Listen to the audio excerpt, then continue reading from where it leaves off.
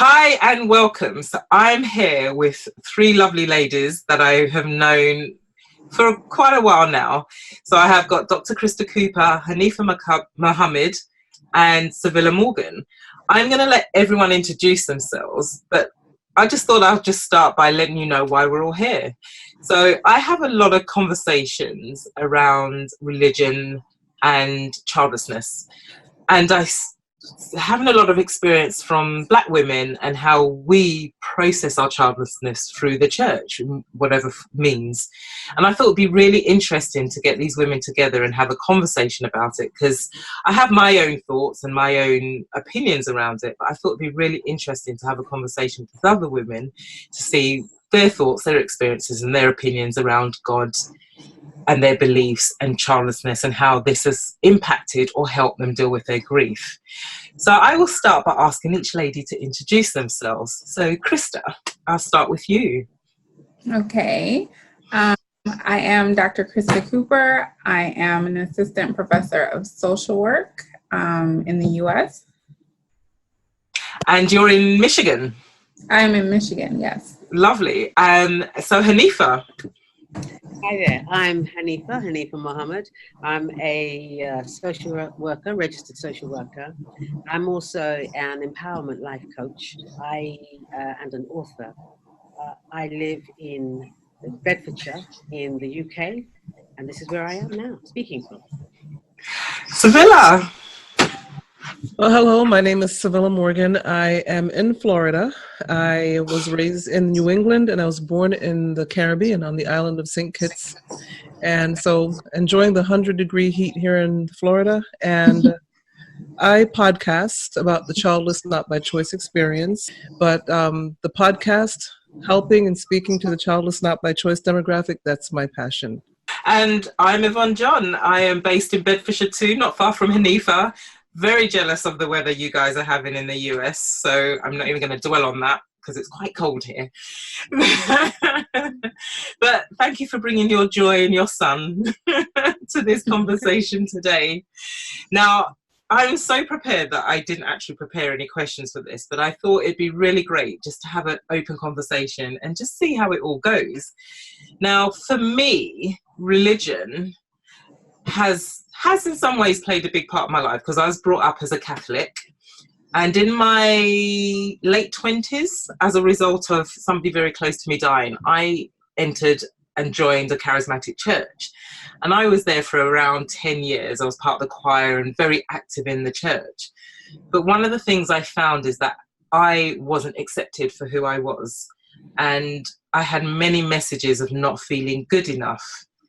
So it was really difficult for me to, in a way, be who I was and love who I was in that environment. I had a lot of things that went on in my past that, especially when it comes to becoming a born-again Christian, it's all about, you know, your past is old, God has forgiven you for all your sins, and, you know, you move on and you kind of leave it all behind and you think you're just entering this new life and you're moving on with stuff.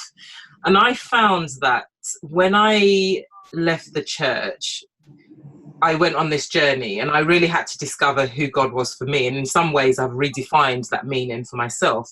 But when the grief of childlessness hit, I found it really difficult, because a lot of people were coming back with things like, you know, don't give up hope, keep praying. It's God's will, God knows what he's doing. And it really reminded me of the hurt that I experienced in church. And it impacted on my ability to grieve, because I felt once again that I wasn't good enough, and I felt that God didn't love me enough to allow me to be a mum, and that I really didn't deserve to be a mum because of my past, and I had 2 terminations in my past. So it was a really difficult time. So I wonder what your experience are of God, religion, the church, the experiences you've had, and how it has helped or impacted on your abilities to deal with your childlessness and to grieve the loss of motherhood. You couldn't start with a heavier question, right? I mean, Right. We're just getting there. Oh my. Goodness gracious. I'm thinking if anybody else wants to go before me. Well, I wonder, I mean, we can start by looking at what is your relationship with God. How would you define that? for me, then, I think that's what's saved me is the fact that I believe it's relationship, not religion. I don't like being called religious or, um, dealing with pomp and circumstance. I believe in relationship. And I think the relationship, which I had to literally make a choice as I realized that I would not be having the traditional family that I thought I would have, the husband, the children, the house with the white picket fence, et cetera, et cetera. When I realized that was not the way my life was going, I literally had to make the decision to continue on with my relationship with God or go the other way and do my own thing and do whatever it is I want to do with life and try to probably make it happen. What didn't happen, try to get it to happen, force it to happen. And I opted to go the route of being in relationship with God and realizing that just because you're in relationship with God doesn't mean that everything is going to magically happen or be okay or work out. It just means that you're in relationship with him and you have to trust him with what the life he's created for you. Feel the same way. Sevilla, it's, for me, I went through several, griefs, as it were. Being a woman that, had fibroids, having surgeries, just, oh my goodness, just such a traumatic, I think, reproductive history. For me, there were periods where I wasn't even talking to God. I was like, look, we're not friends. Like, I'm happy about this whole situation. I had my own vision for what my life would look like. And it wasn't panning out. So on paper, it was like, yeah, you've, gone to school, you've gotten your master's, you have a PhD, all of the trappings of what we're told, especially in Afro-Caribbean communities, where it looks like success, right? There's a big emphasis on accomplishment. But, nobody's telling you about the other things, that come along with that or don't come along with that as a result of you, maybe pursuing certain things, or the fact that sometimes our bodies just don't work. Mm-hmm. So one of the things that has, and again, it's a continuing story for me, for all of us, really. But one of the things that has comforted me greatly is that a lot of times I hear people, say, well, basically God isn't acting in the way that I want him to, right? And so therefore I'm going to cut off my relationship with him. Or what that really is, I'm disappointed, I'm devastated. And people don't give voice to those things. They don't name it, in other words. So you carry the burden of it without ever naming it, and saying, I'm devastated, I'm pissed off, I'm angry, and all of that is okay to name, because when I look at the Bible, I can't think of, this is a book that's supposed to be a holy book, and the amount of dysfunction that's in it is like real, right? People killing people's husbands because they slept with them, and you got, brothers raping their sister. You just got all the gamut of just crazy humanness in it. Mm-hmm. And you also have stories of women in that book as well. And so I think those are the things that I'm coming to like, I'm like, wow, okay, you gave me this whole book, and in it is the gamut of human experience. And so my experience is not outside of that, right? Say Krista's life, but there are other women's lives, there are other people's lives, there are other families' lives that are in it that somehow I can find myself in. Wow. And so for me, that has been one of the single most, profound things for me. So just like God has put these scripts in the Bible, I get to then re-script my story with him. I get to define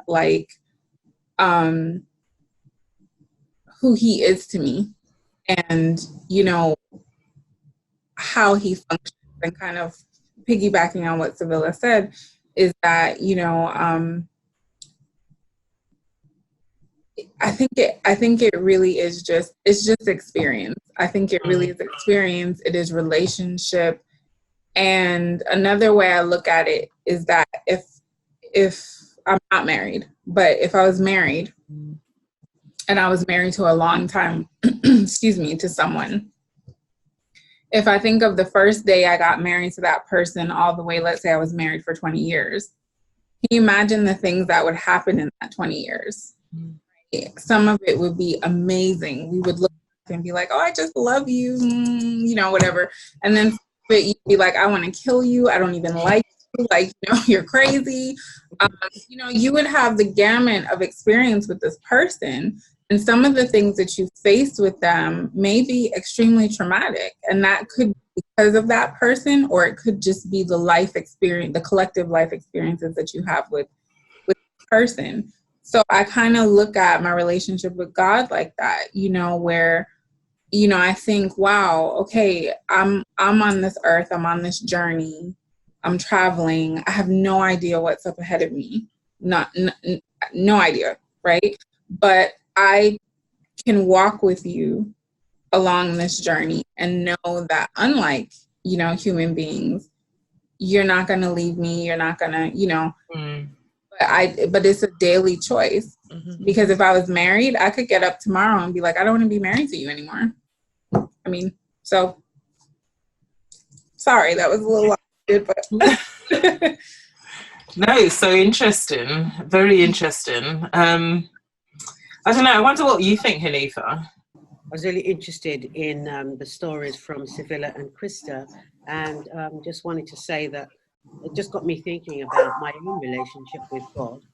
And in the initial stages of my life, in the early stages of my life, of course, I guess like for all of us, I don't know, but I came into Christianity through Sunday school, through really, so my relationship with God was one that was prescribed for me, if you like.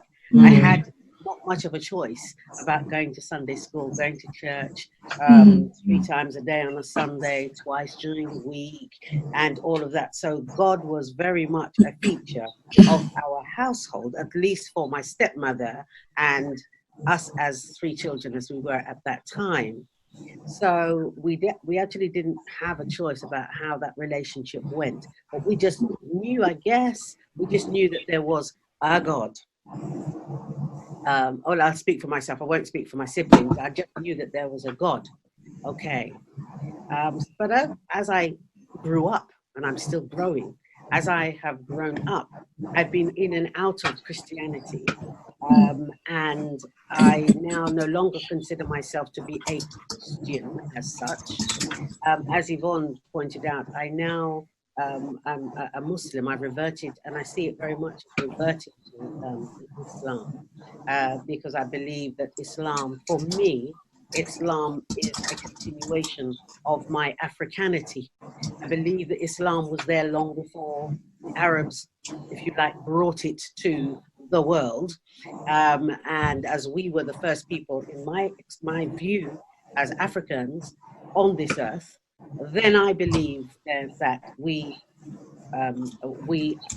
certainly feature heavily in the beginnings and the, if you like, our the creation, if you like, of Islam. So it was a choice for me to go into Islam, to revert to Islam. So it's a choice for me about this time round, about my relationship with Allah, with God. So I feel, for me, this is a better space to be in. But I don't see my faith with God as being part of a religion. I see it as being very much as part of my spirituality rather than religion. So, and so it has much more meaning, much more depth for me. God is much more of a person, or much more of an entity, something within me. I have a relationship, if you like, with God through my developing much more of a relationship and an awareness of myself as a woman, but recognizing that there is a higher power, definitely a higher power out there, some call that higher power God, some call that higher power Naya Pong, some call it Allah. For me, as a Muslim, it would be Allah, but I'm not so caught up with it. I'm more caught up with the inner person and the guidance that I get from within, and from within, and that's what leads me forward, and that's what guides my spirituality. In terms of children, whole other thing altogether. In terms of my how I suppose view my childlessness in terms of in the context of my Islam, there was a time, and Yvonne will know this very much, there was a time when I didn't grieve, I suppressed my feelings about being a childless woman. I have had a termination, and I have also had a miscarriage.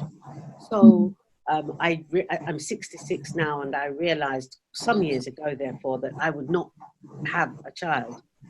But the moment of truth came for me when Yvonne spoke at a meeting, and without going into all of that at this moment in time, I had a revelation, if you like, at that meeting. Yvonne was telling I saw my story of childlessness, one of not being able to, not feeling free to express my feelings, to explore what childlessness meant for me.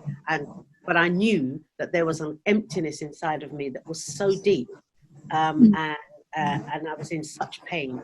But Yvonne has been part of my journey of beginning to come to terms with that pain, and I'm still on the journey, and in fact I feel much more comfortable with being on that. I'm not shying away from it. I'm not running away from it.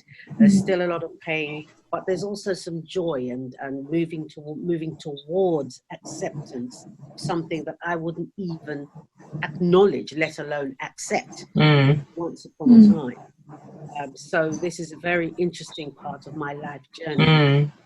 And so there was a time when I would say, well, it's God's punishment for me having had a termination, for instance. God's punishment for me having the miscarriage was God's punishment. It's all about God's punishment. But now I don't look at things through that prism now. I look at my childlessness as it's happened. It's happened. It's a reality. It's happened. I don't believe that the God I serve, because if I'm talking about someone deep that I have a relationship with deep inside, I'm not going to tell myself anymore that I'm beating myself up. I am the cause of my childlessness. I'm not the cause of my childlessness. This happened outside of me, and I'm certainly not going to blame Allah for that either. This is something that's happened, and I'm now beginning to come into a realization and an acceptance of that. So that's the next step in my journey. So it was really interesting. I think all of you kind of have said similar things, and just thinking about what Hanifa said as well, is that one of the things for me was about really redefining who God meant for me, because I think the stories that I grew up with, the kind of impression that I had to be as a Christian, especially in the charismatic church, was that you had to do things in a certain way to get God's blessings. So like Hanifa said, you know, if we do it all wrong, or we don't follow his word, we don't follow the right script, we are being punished. And it's certainly something I came away from when I left the charismatic church and kind of found my own journey and my own definition of God. But I found that I had to redefine who he meant, because for me, I wouldn't have survived without doing that. In a way, it was like changing the language around him as well, because I couldn't cope with, you had to do it in a certain way, you had to be a certain way, you had to pray, you had to use certain words, you had to, you know, there was the formula, and if you didn't use that formula, then he wasn't going to listen. And I really did struggle with that. So I wonder how you kind of worked your own journeys how did you come to this place where actually you had redefined him, or you thought, this is what I'm going to follow, or who I believe him to be? I don't feel like I redefine. Maybe I did, but maybe I didn't think it as the word redefine. But I don't think when I chose to follow him instead of going my own way, when I got to that crossroads I mentioned earlier, that it was a redefinition. It was just me switching from religion and maybe even being a little judgmental to being in relationship, because when you're in relationship you can't be judgmental and religious. So, or you shouldn't be. You should be growing in relationship. That's any relationship should be growing. You can't stay and I'm not married either and never have been, but I think I know enough to know that a marriage can't stay the same and thrive. It has to grow. There has to be growth in both people. And I've heard people in marriages say we've grown apart. I'm not going to go there. But I think in any relationship, even if it's with your girlfriends or with your siblings or even with your parents, growth is necessary, or it dies. Whatever it is dies. So you have to grow. And that's what I feel with my relationship with God and with Christ, is that it's grown. I was angry too, Krista. I stopped talking to God. And my mom asked me one time, "Are you mad at God?" I said, well, I couldn't answer her because I knew what she was going to say. And she says, "Please don't be mad at God." I said, "Okay, I won't be mad at him, but I'm just not talking to him right now." Right. So, but I mean, I had to, he never moved. You always hear, he's not the one that moved. Whenever there's a distance and where you don't feel him anymore, he's not the one that moved. You're the one that moved. And so to get back to answering the question, I think that the growth and maybe not the redefinition. There was a verse I was trying to think of just now, and I can't think of it. Maybe I'll think of it, and if you come back around to me. But there's a verse that I thought about when you asked that question, and it's just went right out of my head. But there is a verse, I'm going to try to remember it and just let the next person take over. But I guess for me, for now, the bottom line is we have to grow in our relationship, and then just see what God wants to do with us. And kind of what I said before, we have to, and something Krista said too, you have to be willing to go on the journey. If you choose to go on that journey with him, you have to be willing to go on the journey and recognize that the Bible that we're reading is full of some crazy stuff. And there were real life people. Just tells you that there were real people just like we are today. They were just in a different time, but they were real people going through real stuff. And a lot of them ended up trusting in God. All the crazy stuff David did, killing Uriah just so he could have Uriah's wife. And then when the prophet called him out on it, he had to, admit what he had done wrong and turn back to God, turn his heart back to God. And all the crazy stuff David did, God still called him a man after his own heart. So it's not that we want to go out and go do crazy stuff, but the thing is, as human beings, we're not perfect. And if crazy things happen, he's not going to say, "I'm done with you." So that's my roundabout answer. Yeah. And I think that the Bible is a lot more, what's the word I'm looking for? I mean, that's the faith tradition I know. I think it's a lot more, it has a lot more depth to it, I think, than we allow for in faith circles, right? Because I think about things that I read or read, when I was a teenager, for example.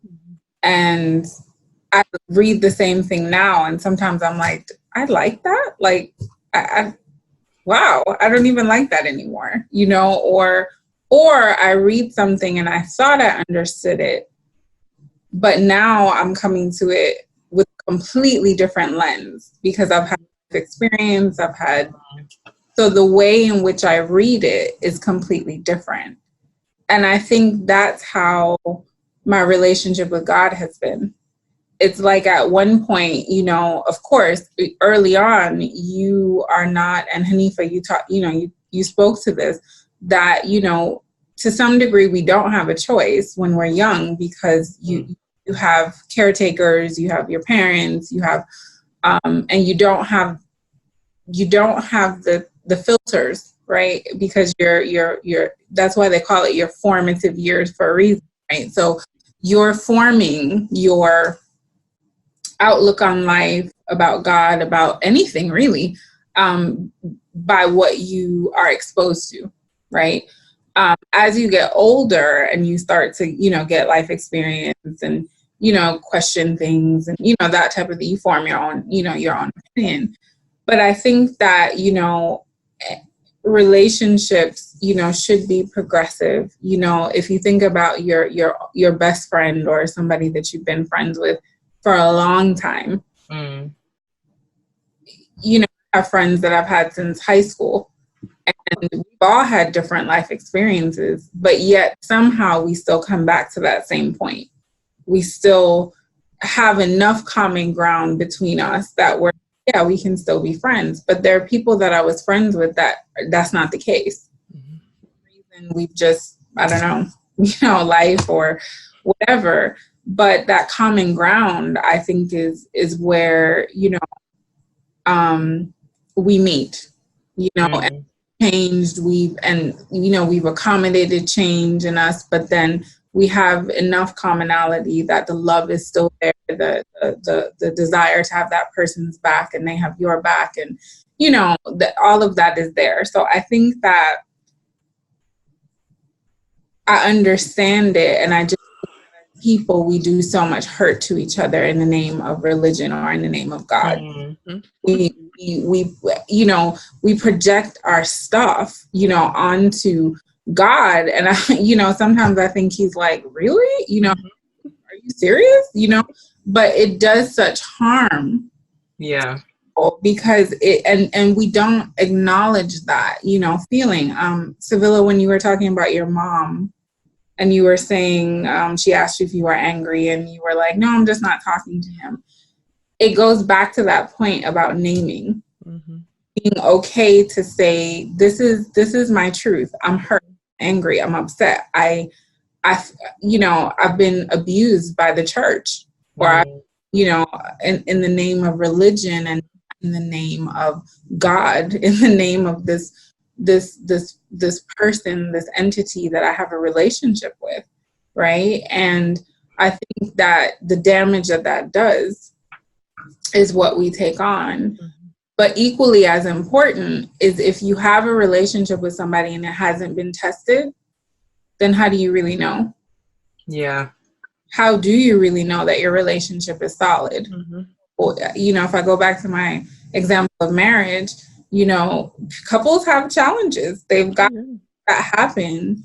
And sometimes they make it, sometimes they don't, but it's like, how do you know that your relationship, with this person, a lot of times during testing, that's what happens, and sometimes you redefine, that relationship shifts and you're like, oh, okay, we need to implement this, or we need to change that, or we need, So I think that it's a progression. I think that something as deep as childlessness, and because of the society in which we live and how we're defined by whether or not we have children, and then you add on top of that cultural, and then you add on top of that, spiritual. I mean, it's so layered. Yeah. Something as deep as that needs to be named, but it also needs space. It needs tending. It needs a lot of care. It needs a lot of compassion. And unfortunately, sometimes in faith communities, those things are in short supply. Yeah. That is very true. I mean, you both, Krista and Sevilla, talked about not talking to God anymore. Did you ever feel bad and I'm just using this word because I can't think of any other word to use, but did you feel guilty, bad for doing that? Did you feel others judged you for doing that? No, because they didn't know. Right, I was going to say, did I tell anybody else? The only person that really would have known would have been my mother. And because I guess that's what mothers do. They just know stuff, you know? So and maybe it was just the way I was behaving, and maybe I skipped the service, you know, because she's used to me going to church every Sunday. So if I skipped a service, she's like, everything okay? You know? But I want to get back real quick. You had said something about how do we pray in your original question? Well, I was talking around. I can't even remember what I said now. This is how great this was. It was so profound, I've forgotten it. I think it was something about how do we process. Yeah, I think it was process. Yeah. Well, the verse I was trying to remember was, you know, I think it was, something about how the church says you have to follow all of these rules and all of this stuff, right? And there's a scripture where, in the New Testament, where they ask Jesus how to pray. And it starts out with our Father, who art in heaven, hallowed be thy name. And so I think I guess the point I was going to make was that people take the Bible and we see this happening right now. They take the Bible and they form it to their own beliefs. Now, he said, pray our Father, which art in heaven, hallowed be thy name. But people are going to say, oh, you have to do this and you have to do that. You have to follow this and you have to follow that. Like you were saying, Yvonne. But the Bible didn't say anything about that. The question was, how do you pray? But people take that and they try to say, and that's how these splinter religions form as well, because people start believing all these different portions of the Bible and what they like about the Bible, and then they get rid of the rest of it. And the scripture is simply, how do you pray? The answer was, our Father, which art in heaven. And Jesus told them the whole way of how to pray. So hopefully I'm not going around in circles, but I guess what I'm trying to say is we have to take the Bible for all that it is. And yes, there are things that we wouldn't do today that were done in the Old Testament, but because it was a time for that. But we still have to use wisdom and common sense. And if we have any questions, we have to follow and ask God what he thinks about this. How do we interpret this portion of the Bible? How do we relate it to today? Instead of just, you know, running wild with it and creating all kinds of mayhem, which has happened down through history. In the name of God. I have a comment, but Hanifa, I want to give you. Yes. Yeah. I'm sorry, it took her space. No, not at all, not at all. In fact, I just wanted to come back on something you said just now about how people take the Bible, take the Bible and put their own interpretations on it, and run with that. And I think I experienced that when I was in the Christian church, and I certainly experience it in Islam. People do use the Quran, the Holy Quran, the words in the Holy Quran, and use it, I feel, for to suit and to fit a particular mold, whatever that mold might be for that day, that year, that month. And that's that's problematic, and that's something that I am in conflict with in terms of Islam, and I therefore have taken a very conscious decision, and it's a very simple decision, that for me, if it doesn't feel right, if it doesn't feel as though this is something that Allah would want me to do or would want me to go along with, then I won't do it. Then, and it's really about, if it doesn't feel right to me, if my soul does not resonate with what is being said, what I'm being told about somebody's interpretation about something in the Quran, then I'm quite happy to walk away from that. Quite happy to walk away from that. And I was at one point in the Nation of Islam. In fact, for many years, that's how I came into Islam. I was in the Nation of Islam and spent some happy years there. But there were certain things I saw in that organization that real people were doing, things that real people were saying, that I just knew. This has nothing to do with Islam. It's nothing to do with the teachings, if you like. Nothing. This is something that a woman or a man is dictating. And but then I'm old enough, and I have a mind, I have a brain, and I believe that I was given this for a purpose, to use it. And so I do, and that brings you in conflict with a lot of people. But Okay. It's definitely something I've struggled with for a very long time.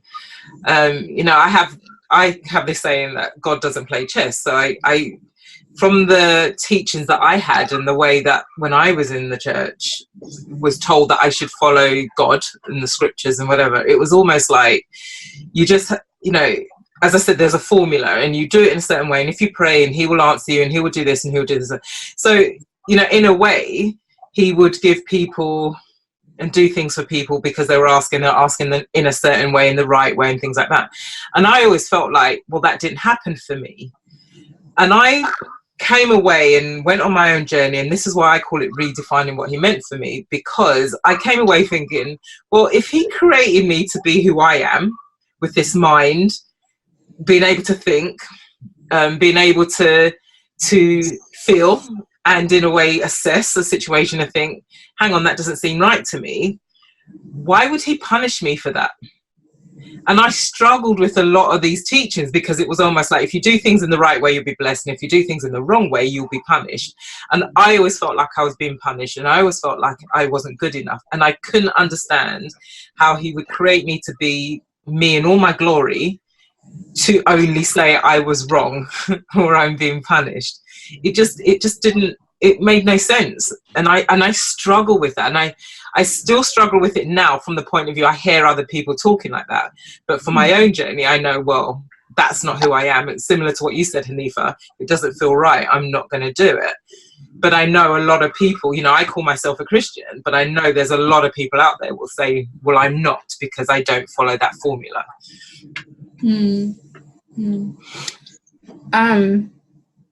I was just thinking about something as Sevilla and Hanifa were talking. I think that there's a lot of emphasis in Christianity to talk a lot. I'm going to define what I mean by that, but to heap on people a lot of dogma and a lot of rules when people are actually hurting. And the example that I was thinking of was Job. So Job, you know, lost everything. You know, his children were killed. He lost all his stuff. He's on the ground. He has sores on him, you know, and then his great friends, right, come along. And I mean, sometimes it's like chapters on end, and you're like, man, you're really talking a lot, you know, and they're given well, this is why this happened, and this is why that happened. And, you know, Jewish people have a tradition that when somebody dies, that you sit Shiva with them. And basically you're quiet. Okay? You are quiet for a week. For 7 days, you are just sitting with them. They're grieving, but you're sitting with them in their grief. And it's not to at least that's how I understand it. You're not, you know, trying to tell them, well, you know, your loved one died. Oh my gosh, that's so awful. You know, maybe it was like this and that. No, your purpose is to be there, you know, with that person in quietness, in rest, in their grief. And I think that we have a really hard time with grief, right? And I hear this from countless people. Somebody dies, right? Oh my gosh, I'm so sorry to hear that. Your Facebook timeline is flooded. You get cars, people cooking you all kinds of food, you know, whatever. But then when the funeral is over, everybody's gone. Right? People report that that's like one of the loneliest times for them, right? Because now they're left with this aftermath of, how do I live in my day to day with this person gone? They occupied a certain space. Even if your relationship was really complex, so you have complex grief, it's like you still have to renegotiate now. Like, what does my life look like? What we can liken that to our journeys. It's like, you know, it's sort of like you want somebody to come alongside you. You want somebody to just be there, right? And just say, hey, you know what? I see you. I recognize you. You can feel free to name that. You can feel free to name or not. Maybe you don't even know what it is yet. You know what I mean? But regardless, I've made a decision to come alongside you. And sometimes just being quiet, just letting somebody know, hey, I'm here, is more of a testimony of God's love than anything you could ever say. I think we just talk too much. Yeah. And I think it's because people are uncomfortable and they don't know what to say. Grief makes us very uncomfortable, right? Because that person going through something, so maybe for me it's childlessness. My display of emotion could awaken something in you that maybe you haven't dealt with. And so it's easy for me to kind of, oh, that's really sad. Let me give you a card and make a meal. And those things, we need to eat. Okay. So it's not anything as a judgment. It's just more that I think in that discomfort, people will try to do things or say things that they think are comforting, but are actually very scalding. In that moment, it's like, I just need to know that somebody's come alongside me. And you may be only there for 2 days out of my grief journey. You may be there for 7. You may be there for 7 years. I don't know. You know what I mean? But either way, you know, that is there. And so I think really just practicing compassion and kindness and quietness, you know, sometimes letting people be able to talk where they are and hold space for them. Yeah. Wow, that was deep, but so true. Yeah, so very true. Yvonne, you know, I just lost my mom in May, so I know all about. Thank you. I know all about it's crickets now. August and it's crickets, and I mean, I shouldn't say completely. There are people who get it, and they have checked in on me. There was food being brought and delivered weeks after. Yes. So, but that was by people who have recently been through the same thing, so they get it. You know, recently for one woman 4 years ago, she lost her husband, so she got it, and I didn't get it until I lost my mom. That you need somebody to come alongside you and just be quiet. Yeah. And I was just on Facebook, and one young woman lost a family member, and somebody actually posted in there, this is going to come this way for all of us. This is going to happen for all of us. I'm like, I'm pretty sure that's not what she wants to hear right now. Yeah. It's like, can you just give your condolences and just be quiet? Yeah. Just be quiet. Yep. Unbelievable. I was in shock as I read that post. I wish I could have deleted it myself. Anyway, we don't know what to do with grief is what you were saying. And you're absolutely right, Krista. And can I just say that as other people don't know what to do with our grief. And in my experience, when it comes to childlessness, I didn't know what to do with mine. Yeah. So I buried it. Yeah. It's a good point. My grief, I suppose until Yvonne came along and told my story, my grief around childlessness happened 30, 40 years ago. Yeah. I had been carrying that and still do to some extent, but I now have pathways to express and explore it, which I did not have before. I didn't have a language for it. There wouldn't have been any opportunity in my family because my family are Christians. And for a start, I was not married at the time. None of my pregnancies, they were for the same person, but I wasn't married at the time. And so it was the fact that she's even with someone and even having sex, it was like, what? So, you know, lockdown on that. We're not even discussing it. Sorry for your loss. Now move on. And this is God's will. And this is where this whole thing about it's God's will. I drank that in, and it was God's will, and that's the way it is. Then when I come into Islam, oh, it's Allah's will, sister, and pray, and no. So of course, more suppression, and as I say, I'm just ever thankful that Yvonne came along and told her story, which so in so many ways mirrored my own. So that 30 years of grief that I have been carrying, grief for the loss of those children. Whew, it's hit me like it's hit me like, a bit like when you get off an aeroplane and you go to a hot country. Get off the aeroplane and they open the doors and that heat hits you in your face. Well, that hit me in my face that evening when I heard Yvonne speak. And it rocked me for a while, but it's been so therapeutic. It's been so healing because I've been able to do stuff with that. I've been able to find a language and use poetry as one way to express it. And I'm so thankful for that.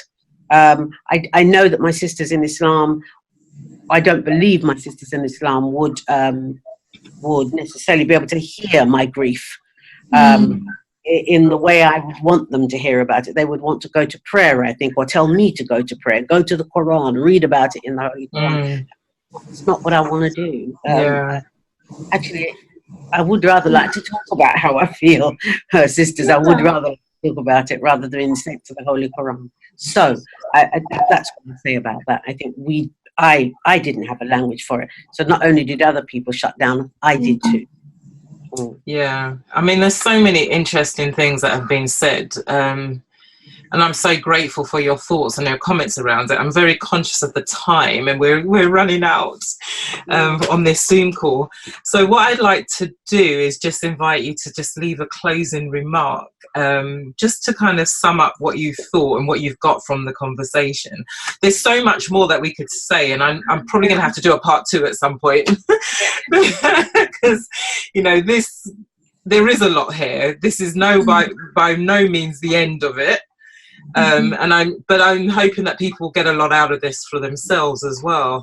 But as I said, I'd just really like to get some closing remarks so I can end this call and then look at what we will do next. So, Krista. Me? Yeah, I'll get you to start. I don't know really. I think it's just good. I think community is good. Yeah. I think I heard somebody say something, I don't know, I can't remember where, so I don't know the attribution, but we're hurt in community and we also heal in community. That's lovely. So I think that, community is this. Community is what we're doing. We're women, different faiths, different struggles, different whatever. We've all have our own stories. But we're in community, we're talking, we can laugh, we can cry together, we can talk about things that are sensitive and tender to us. And I think in that, it's a form of healing. So you came along, Hanifa, you were saying, I didn't have language. Could that not be part of God's way of working in our lives? That, hey, I'm going to send you somebody and you're going to hear this story. That's community, right? So I think the biggest thing I would say is just community. Let's together, let's talk about it. Let's take away some of the stigma and let's just be real. That's it. Yeah.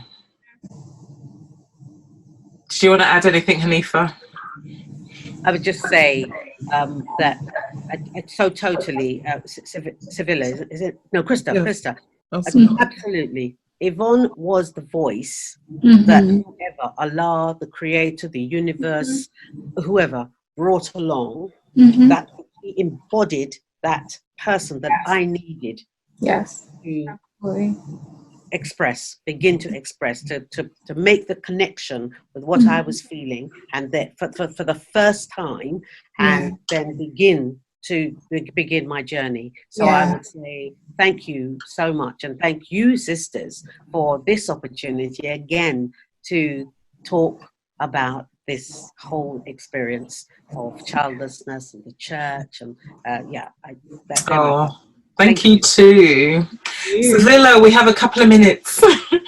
Okay, I'll make it snappy. Look, in one word, I can just say community. I really agree with Krista's, what she said about community, because I'm big on that too, in my community and my platform. And I think community is what is going to help us heal. And I need to write that quote down. I'm going to ask you about it again. I love that. I love it. Community is key. Negatively and positively, so let's just be the positive in the community. And even this, just the four of us, I hope that this video can go worldwide, because I think this is a great idea. It's been such an interesting conversation. I've certainly got a lot out of it. And for me, I mean, community, I wouldn't have even have thought of that myself, and I think it sums it up really nicely. I struggle with the whole concept of asking for God and he'll give it to you.